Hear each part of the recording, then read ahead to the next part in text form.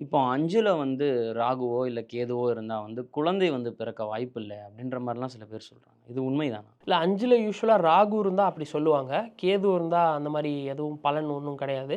But Rahu இருந்தா வந்து பார்த்தீங்கன்னா, உங்களுக்கு வந்து குழந்தை பிறக்காது, இல்ல குழந்தை ஏதாவது பிரச்சனையாகும் அப்படின்ற மாரி சொல்லுவாங்க. அதுக்கும் காரணம் என்ன அப்படின்னு நீங்க பார்த்தீங்கன்னா, இப்ப 5ஆம் பாவம்ன்றது பார்த்தீங்கன்னா, உங்களுக்கு முதல் குழந்தை.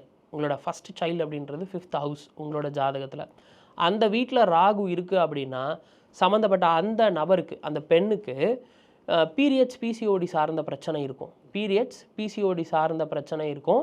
ஆ குறிப்பா வந்து இந்த பாலின உறுப்பு அது சார்ந்த விஷயங்கள்ல வந்து சின்ன சின்ன பிரச்சனைகள் அப்படின்றது இருக்கும்.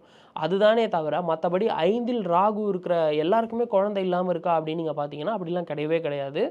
இந்த மாரி சின்ன சின்ன உடல் சார்ந்த உபாதைகள் இருக்கும். அத அவங்க சரி பண்றதன் மூலியமாவே அவங்களுக்கு வந்து என்ன சொல்றது, அந்த பிரச்சனைன்றது நிவர்த்தி ஆயிடும். மெடிக்கல் சார்ந்த அசிஸ்டன்ஸே இத வந்து சரி பண்ணிடும். மத்தபடி வந்து நீங்க கோயிலுக்கு போய் இதுக்கு ஸ்பெஷலா பரிகாரம் பண்ணணும், இத பண்ணணும், அத பண்ணணும் அப்படின்ற அவசியம்லாம் கிடையாது. இது ஜஸ்ட் உடல் சார்ந்த உபாதை மட்டுமே. அண்ட் ரொம்ப சீரியஸான விஷயமும் கிடையாது. இப்ப இந்த 5ல ராகு இருக்கு. கூடவே சம்மந்தப்பட்ட அந்த நபரோட 5ஆம் அதிபதி மிருகசீரிடம், அஸ்தம், உத்திராடத்துல இருக்கு அப்படின்னா, அப்ப கொஞ்சம் சீரியஸான இஷ்யூ இது அப்படின்னு நம்ம கன்சிடர் பண்ணலாம். மற்றபடி பெரிய பாதிப்பு ஒண்ணும் கிடையாது.